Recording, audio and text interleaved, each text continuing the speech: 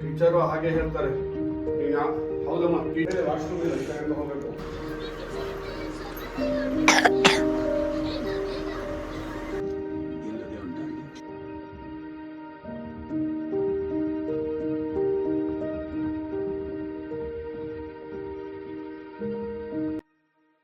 Hi, ನನ್ನೆಲ್ಲ ಕನ್ನಡ ನಮಸ್ಕಾರಗಳು. Welcome to back Shri village blog. ನಾನು ಚೆನ್ನಾಗಿದ್ದೀನಿ. ಐ ಹೋಪ್ ನೀವು ಚೆನ್ನಾಗಿದ್ದೀರಾ ಅಂತೇಳಿ ನಾನು ಡೇ ಸ್ಟಾರ್ಟ್ ಮಾಡ್ತಾ ಇದ್ದೀನಿ. ತುಂಬ ದಿವಸದಿಂದ ನಾನು ವೀಡಿಯೋನೇ ಅಪ್ಲೋಡ್ ಮಾಡಿರಲಿಲ್ಲ. ಏನೇನೋ ಕೆಲಸ ಅದು ಇದು ಬ್ಯುಸಿ ಇಲ್ಲಿ ಟೆನ್ಷನಲ್ಲಿ. ಸೊ ನಾನು ಫಸ್ಟು ವೀಡಿಯೋನ ಡೈಲಿ ಅಪ್ಲೋಡ್ ಮಾಡಬೇಕು ಅಂದರೆ ನನಗೆ ಮೈಂಡ್ ಫ್ರೆಶ್ ಇರಬೇಕು. ಅಥವಾ ಮನೇಲಿ ಏನಾದರೂ ಗಡಿಬಿಡಿನ ಏನಾರ ಟೆನ್ಷನ್ ಇದ್ದರೆ ಸೊ ನಾನು ವೀಡಿಯೋ ಕಡೆ ಅಷ್ಟೊಂದು ಕಾನ್ಸಂಟ್ರೇಷನ್ ಮಾಡಲ್ಲ. ಯಾಕೆ ಅಂತಂದರೆ ನನಗೆ ಫಸ್ಟು ಫ್ಯಾಮಿಲಿ ಮುಖ್ಯ, ಆಮೇಲಿಲ್ಲ. ಸೊ ಹಂಗಾಗಿ ಮಾಡಿರಲಿಲ್ಲ. ಬಟ್ ಇನ್ಮೇಲಾದ್ರೂ ಅಟ್ಲೀಸ್ಟ್ ಕಂಟಿನ್ಯೂ ಆಗಿ ಮಾಡಬೇಕು ಅಂತ ಅಂದ್ಕೊಂಡಿದ್ದೀನಿ. ತುಂಬ ಸಲ ಈ ಥರ ಅಂದ್ಕೊಂಡೇ ಮಾಡ್ತೀನಿ. ಬಟ್ ಮಧ್ಯದಲ್ಲಿ ಏನಾದರೂ ಒಂದು ಪ್ರಾಬ್ಲಮ್ ಬಂದು ಗ್ಯಾಪ್ ಆಗುತ್ತೆ. ಸೊ ನೋಡೋಣ, ಈ ಸಲ ಏನಾದರೂ ಮಾಡೋಣ ಕಂಟಿನ್ಯೂ ಆಗಿ ಅಂದ್ಕೊಂಡಿದ್ದೀನಿ. ಸೊ ನಾನು ಬೆಳಿಗ್ಗೆ ರೊಟೀನ್ ಹೇಗಿರುತ್ತೆ ಬೆಳಗ್ಗೆಯಿಂದ ಸಂಜೆವರೆಗೂ ಅಂತ ಹೇಳಿ ವಿಡಿಯೋ ಮಾಡ್ತಾ ಇದ್ದೀನಿ. ಯಾಕಂದರೆ ತುಂಬ ಜನ ಕೇಳ್ತಿರ್ತಾರೆ, ಬೆಳಿಗ್ಗೆ ಆ ಮಕ್ಕಳನ್ನೆಲ್ಲ ಇಟ್ಕೊಂಡು ಹಂಗೆ ಇದೆಲ್ಲ ಹೇಗೆ ಮೇಂಟೈನ್ ಮಾಡ್ತೀಯ ಅಂತಲೂ ಅನ್ನೋರಿದ್ದಾರೆ. ಮಾಡೋಕ್ಕೆ ಕೆಲಸ ಇಲ್ಲ, ಈ ಥರ ಎಲ್ಲ ವಿಡಿಯೋ ಮಾಡಾಕ್ತೀಯ ಅಂತ ಅನ್ನೋ ಜನನೂ ಇದ್ದಾರೆ. ಸೊ ಹಂಗಾಗಿ ನಾನೇನು ಬೆಳಗ್ಗೆಯಿಂದ ಸುಮ್ಮನೆ ಕೂತ್ಕೊಂಡು ಮಾಡಲ್ಲ. ಎಷ್ಟು ನಮಗೂ ಕೆಲಸ ಇರುತ್ತೆ ಎಲ್ಲ ಇಟ್ಕೊಂಡು ಈ ಥರನೂ ವಿಡಿಯೋನೂ ಮಾಡ್ಕೊಂಡು ಮಾಡ್ತೀವಿ ಅಂತೇಳಿ ಗೊತ್ತಾಗಲಿ ಅಂತಲೇ ನಾನು ಈ ಥರ ಫುಲ್ ಮಾರ್ನಿಂಗಿಂದ ನಾನು ಏನೇನು ರೊಟೀನ್ ಇದೆ ಅಂತೇಳಿ ವಿಡಿಯೋ ಮಾಡ್ತಾ ಇದ್ದೀನಿ.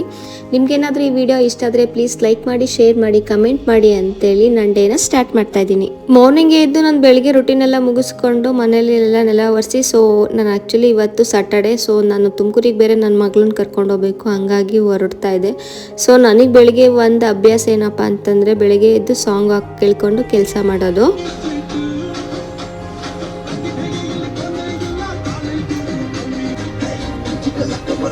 ಕೆಲಸ ಎಲ್ಲ ಮಾಡ್ಕೊಂಡೇನೆ ಹಾಗೆ ಮನೇಲಿ ಅಮ್ಮ ಹಾಲು ಕೊಟ್ಟು ಕಳಿಸಿದ್ರು. ಗಿಣ್ಣದ ಹಾಲು ಇತ್ತು ಅಂತ ಊರಿಂದ. ಸೊ ಅದಕ್ಕೆ ಚಪಾತಿ ಮಾಡಿ ಗಿಣ್ಣದ ಹಾಲು ಎಲ್ಲ ಗಿಣ್ಣ ಎಲ್ಲ ಮಾಡ್ತಾ ಇದ್ದೆ. ಸೊ ಹಂಗಾಗಿ ಬೆಳಗ್ಗೆ ರೊಟೀನ್ ನಂದು ಸ್ಟಾರ್ಟ್ ಆಗ್ತಿದೆ. ತಿಂಡಿ ಇವತ್ತು ಅಲ್ಲಿ ಹೊರಟಿರೋದ್ರ ಅಲ್ದಲ್ಲೇ ಇವತ್ತು ಮೂರು ಥರದ ತಿಂಡಿ, ಬೇರೆ ಚಪಾತಿ 3 ಥರ ಮಾಡಬೇಕಾಗುತ್ತೆ. ಯಾಕಂದರೆ ನನ್ನ ಮಗಳಿಗೆ ಸ್ವೀಟ್ ಇಷ್ಟ ಆಗಲ್ಲ. ಸೊ ಸ್ವೀಟ್ ಬದಲು ಏನಾದರೂ ಟೊಮೊಟೊ ಗೊಜ್ಜು ಏನಾದ್ರು ಮಾಡ್ಬಿಟ್ಟು ಮಾಡೋಣ ಅಂತ ಮಾಡ್ತಾಯಿದ್ದೀನಿ.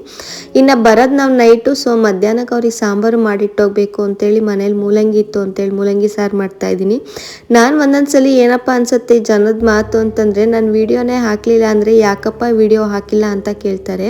ಅಥವಾ ವಿಡಿಯೋ ಹಾಕೊಂಡು ಕೂತ್ಕೊಂಡ್ರೆ ಮಾಡೋ ಕೆಲಸ ಇಲ್ಲ ಇವಳಿಗೆ, ಎಲ್ಲ ವಿಡಿಯೋ ಮಾಡಿ ಹಾಕ್ತಿದ್ದಾಳೆ, ಈ ಮನೇಲಿ ಏನು ಕೇಳಲ್ಲ ಅದಕ್ಕೆ ಅಂತ ಅಂತಾರೆ. ಒಂದೊಂದ್ಸಲಿ ಈ ಜನಗಳಿಗೋಸ್ಕರ ಬದುಕಬೇಕೋ ಅಥವಾ ನಮಗೋಸ್ಕರ ಬದುಕಬೇಕೋ ಅಂತಲೇ ಗೊತ್ತಾಗಲ್ಲ. ಅದರಲ್ಲೂ ಆ್ಯಕ್ಚುಲಿ ಟೌನಲ್ಲಿ ನನಗೆ ಅನ್ಕೊಂಡಂಗೆ ಹೆಂಗಿದ್ರು ಒಂದು ಸ್ವಲ್ಪ ನಡೆಯುತ್ತೆ ಅನಿಸುತ್ತೆ. ಬಟ್ ಹಳ್ಳಿಲಿ ತುಂಬ ಕಷ್ಟ. ಒಂದು ಹೆಜ್ಜೆ ಮುಂದೆ ಇಟ್ಟರು ಕಷ್ಟ, ಹಿಂದೆ ಇಟ್ಟರು ಕಷ್ಟ. ತುಂಬ ಅಷ್ಟು ಅಬ್ಸರ್ವ್ ಮಾಡ್ತಾರೆ. ಬಟ್ ನಾನು ಅದ್ರ ಬಗ್ಗೆ ಏನು ತಲೆ ಕೆಡಿಸ್ಕೊಳಲ್ಲ. ಯಾಕಂದರೆ ನನಗೆ ನಮ್ಮ ಮನೆಯವ್ರಿಗೆ ನಾನು ಹೇಗೆ ಅಂತ ಗೊತ್ತಿದ್ರೆ ಸಾಕು. ಸೊ ನಾನು ಯಾರ ಬಗ್ಗೆನೂ ಏನು ತಲೆ ಕೆಡಿಸ್ಕೊಳಲ್ಲ. ಯಾಕಪ್ಪ ಈ ಮಾತು ಕೇಳ್ತಿದ್ದೀನಿ ಅಂತ ಅಂದರೆ, ನಾನು ಆ್ಯಕ್ಚುಲಿ ಯೂಟ್ಯೂಬಲ್ಲ ಇನ್ಸ್ಟಾಗ್ರಾಮಲ್ಲ ಫೇಮಸ್ ಆಗ್ತೀನೋ ನನಗೆ ಗೊತ್ತಿಲ್ಲ. ಬಟ್ ನಮ್ಮೂರಲ್ಲಿ ನಮ್ಮ ರಿಲೇಟಿವ್ಸಲ್ಲಂತೂ ನಾನಂತೂ ಫೇಮಸ್ಸು. ಅದೇ ವೀಡಿಯೋ ಮಾಡ್ಕೊತಾಳು, ಬಂದು ಫೋನ್ ಇಟ್ಕೊಂಡು ಅಲೆಯ ಎಲ್ಲಿಗೋದ್ರೂ ಈ ಥರ ಮಾತು ಕೇಳ್ತಾನೆ ಇರ್ತೀವಿ. ಸೊ ನಮ್ಮಂಥ ಬಿಗಿನರ್ಸರ್ಗೆಲ್ಲ ಇದೆಲ್ಲ ಕಾಮನ್ ಅನಿಸುತ್ತೆ. ಆಮೇಲೆ ಅವರೇ ಅಂತಾರೆ, ಆ್ಯಕ್ಚುಲಿ ನಾ ಅಟ್ಲೀಸ್ಟ್ ಇದನ್ನೆಲ್ಲ ಇಟ್ಕೊಂಡು ಮಾಡ್ತಾ ಇದ್ದಾಳಲ್ಲ ಅಂತ ಅನ್ನೋದಕ್ಕಿಂತ ವಿಡಿಯೋ ಮಾಡಿ ಹಾಕ್ತಾಳಲ್ಲ, ಅದೇ ವಿಡಿಯೋ ಮಾಡ್ತಾಳಲ್ಲ ಅನ್ನೋದೇ ಜನ ಜಾಸ್ತಿ. ನಾನು ವಿಡಿಯೋ ಮಾಡಿ ಹಾಕಲಿಲ್ಲ ಅಂತ ಅಂದ್ರೂ ಯಾಕೆ ಇನ್ನೂ ಮಾಡೇ ಇಲ್ಲ, ಅಲ್ಲೇ ಗ್ಯಾಪ್ ಆಯಿತು, ಎಷ್ಟೊಂದು ದಿನ ಆಯಿತು ವಿಡಿಯೋನೇ ಮಾಡಿಲ್ಲ ಅಂತಲೂ ಕೇಳ್ತಾರೆ. ಈ ಥರ ಆಗೋಗ್ಬಿಟ್ಟಿದೆ ನನ್ನ ಪರಿಸ್ಥಿತಿ. ಇಂಥ ಮಾತೆಲ್ಲ ಕೇಳ್ಕೊಂಡು ಈ ಥರ ಮಾಡ್ಕೊಂಡು ನಾವು ಮಾಡ್ತಾನೆ ಇರ್ತೀವಿ. ಬಟ್ ನಾನು ಇದನ್ನು ಯಾವುದೂ ನೆಗೆಟಿವ್ ಆಗಿ ತೊಗೊಳಲ್ಲ, ಎಲ್ಲ ಪಾಸಿಟಿವ್ ಆಗಿ ತೊಗೊತೀನಿ. ಏಕೆಂದರೆ ನಾನು ಕರೆಕ್ಟಾಗಿದ್ದರೆ 1000 ಜನ ಮಾತಾಡಿದ್ರು ಐ ಡೋಂಟ್ ಕೇರ್. ಸೊ ನೋಡಿ, ನಾನು ಬೆಳಗ್ಗೆ ಎದ್ದು ಈ ಗಿಣ್ಣ ನಾನು ತುಂಬ ದಿವಸದಿಂದ ತಿನ್ನಬೇಕು ಅಂತ ಅಂದ್ಕೊಂಡಿದ್ದೆ. ಗಿಣ್ಣದ ಹಾಲು ಸಿಕ್ಕಿರಲಿಲ್ಲ. ಸೊ ಗಿಣ್ಣದ ಹಾಲು ಸಿಕ್ಕಿದ ತಕ್ಷಣ ಗಿಣ್ಣ ಮಾಡಿ ಒಂದು ಸ್ವಲ್ಪ ಬಾಳೆಹಣ್ಣಿತ್ತು ಅಂತೇಳಿ ರಸಾಯನ ಮಾಡಿ ಅವ್ರಿಗೆ ಸಾಂಬಾರೆಲ್ಲ ಮಾಡಿಬಿಟ್ಟು ಸೊ ಪಟ ಬೇಗ ರೆಡಿ ಆಗ್ತಾಯಿದೆ. ಯಾಕಂದರೆ ಮತ್ತೆ ನಾನು 2 ಗಂಟೆ ಅಷ್ಟೊತ್ತಿಗೆ ತುಮಕೂರಿಗೆ ರೀಚ್ ಆಗಬೇಕಾಗಿತ್ತು. ಎಲ್ಲ ಮನೆ ಕೆಲಸನೂ ಮುಗಿಸ್ಕೊಂಡು ಹೊರಡೋದು, ಮಕ್ಕಳನ್ನೆಲ್ಲ ಮೇಂಟೈನ್ ಮಾಡೋದು ಅಂದರೆ ಎಷ್ಟು ಕಷ್ಟ ಗೊತ್ತಾ. ಇಷ್ಟೊಂದೆಲ್ಲ ಮಾಡ್ತಾ ಇದ್ದಾರೆ ಅಂತ ಅನ್ನೋ ಕನ್ಸನ್ಗಿಂತ ಜಾಸ್ತಿ ನೆಗೆಟಿವ್ ಥಾಟ್ಸೇ ಜಾಸ್ತಿ ಆಗೋಗ್ಬಿಟ್ಟಿದೆ. ಟಿಫನ್ ಎಲ್ಲ ಮುಗಿಸ್ಕೊಂಡು ಮಕ್ಳದೆಲ್ಲ ಸ್ನಾನ ಆಗಿತ್ತು. ಸೊ ನಾನು ಲಾಸ್ಟಿಗೆ ಮಾಡ್ಕೊಂಡಿರುತ್ತೆ ಅಂತ ಹೇಳಿ ನೋಡಿ, ಎಲ್ಲ ಅಟ್ಲೀಸ್ಟ್ ನಾವು ಮನೆಯಲ್ಲಿ ಎಲ್ಲರೂ ಒಂದತ್ತು ಮಕ್ಳಿಗೆ ರಜಾ ಇದ್ದು ಅಂತಂದ್ರೆ ನಾವು ಜೊತೆಲೇ ಕೂತ್ಕೊಂಡು ಊಟ ಮಾಡೋದು.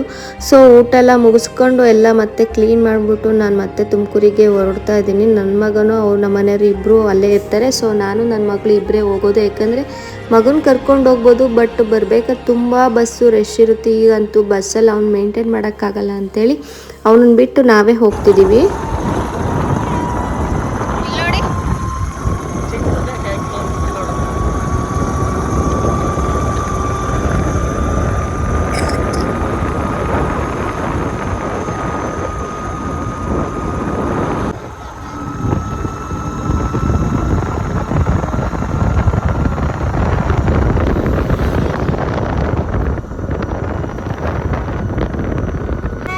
ಯಾಕೆ ಅಲ್ಲ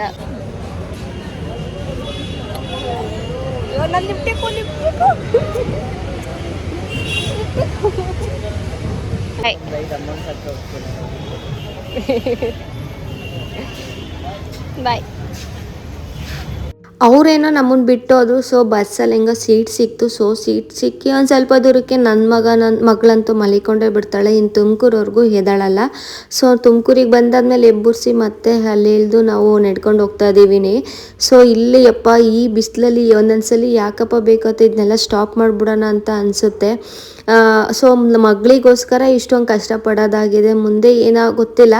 ಸೊ ಅವಳು ಸಕ್ಸಸ್ ಆಗ್ತಾಳ ಬಿಡ್ತಾಳ ಐ ಡೋಂಟ್ ನೋ. ಬಟ್ ಏನಾದರೂ ಒಂದು ಎಜುಕೇಷನ್ ಕೊಡಿಸ್ಬೇಕು. ಬೇರೆ ಎಜುಕೇಷನ್ ಬದಲು ಏನಾದರೂ ಸೈಡ್ ಆ್ಯಕ್ಟಿಂಗ್ ಇರಬೇಕು ಅಂತೇಳಿ ಸೇರಿಸಿರೋದಷ್ಟೇ. ಸೊ ನಾನು ಆ್ಯಕ್ಟಿಂಗ್ ಕ್ಲಾಸಿಗೆ ಸೇರಿಸಿದ ತಕ್ಷಣ ಅಥವಾ ಗಾಂಧಾರಿ ವಿದ್ಯೆ ಕ್ಲಾಸಿದ ತಕ್ಷಣ ಅವಳು ಹೀರೋಯಿನ್ ಆಗಿಬಿಡ್ತಾಳೆ, ಟಿ ವಿಲಿ ಬರ್ತಾಳೆ ಅನ್ನೋದಕ್ಕಿಂತ ಅವಳು ಅಟ್ಲೀಸ್ಟ್ ಮೈಂಡ್ ಒಂದು ಸ್ವಲ್ಪ ಆ್ಯಕ್ಟಿವ್ ಆಗುತ್ತೆ ಬೇರೆ ಬೇರೆ ಇದಕ್ಕೆ ಸೇರಿಸ್ರೆ ಅಂತೇಳಿ ಅಷ್ಟೇ ಸೇರಿಸಿರೋದು.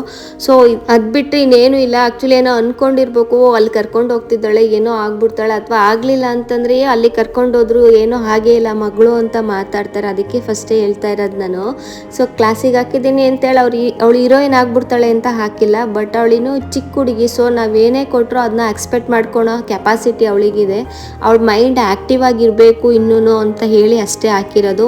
ಬಟ್ ಅವಳು ಏನೇ ನಾನು ಹಾಕ್ತೀನಿ ಹೋಗ್ತೀನಿ ಅಂತಂದರೆ ಎಲ್ಲದಕ್ಕೂ ಪಾಸಿಟಿವ್ ರಿಯಾಕ್ಷನ್ನೇ ಕೊಡ್ತಾಳೆ. ಅವಳ ಕೈಲಿ ಆಗುತ್ತಾ ಬಿಡುತ್ತಾ ಸೆಕೆಂಡ್ರಿ. ಬಟ್ ನಾನು ಮಾಡ್ತೀನಮ್ಮ ಹೋಗ್ತೀನಿ ಸೇರಿಸು ಅಂತ ಅಂತಾಳೆ. ಸೊ ನನಗೆ ಅಷ್ಟೇ ಸಾಕು. ಸೊ ಅದ್ರಲ್ಲಿ ಅವಳು ಏನು ಮಾಡ್ತಾಳೋ ಬಿಡ್ತಾಳ ನನಗೆ ಅದು ಗೊತ್ತಿಲ್ಲ. ಸೊ ಹಂಗೆ ಆ ಎಲ್ಲ ಗಾಂಧಾರಿ ಕ್ಲಾಸನ್ನು ಸಹ ಇದೆ. ಸೊ ಆ ಕ್ಲಾಸ್ನು ಮುಗಿಸ್ಕೊಂಡು ಬರೆಯೋ ಅಷ್ಟೊತ್ತಿಗೆ 7 o'clock ಆಗಿತ್ತು.